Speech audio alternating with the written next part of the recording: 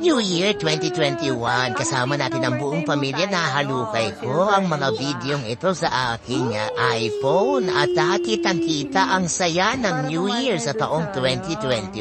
Ang liit pa ni Amiro dito, maliit siya pero mataba siya at saka matakaw din. At kasama rin sila Nanay Tess at marami kaming handa, no?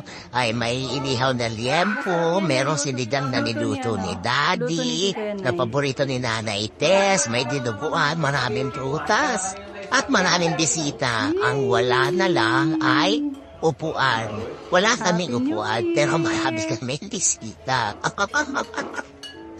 Ay, ang creative naman, 2021, genius. At ang gempo nga palang ito ay inihaw ni Nanay Elsie.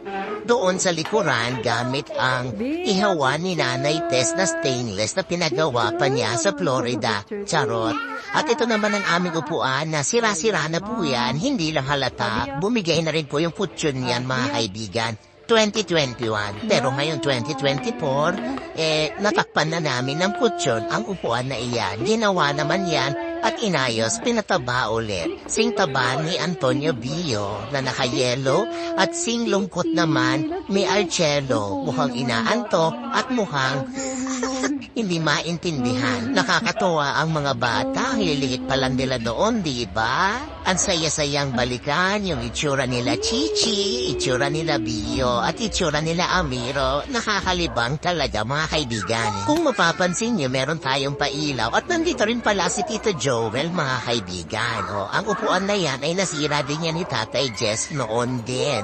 Sa kabigatan niya, na bumigay ang paanan ng upuan na yan. Pero naayos din naman ni Tatay Badong at ginagamit na nila Tatay Badong sa kanilang bahay. At may carpet pa kami, bigay naman yan ni Tita Nene. Ang carpet na iyan. Sana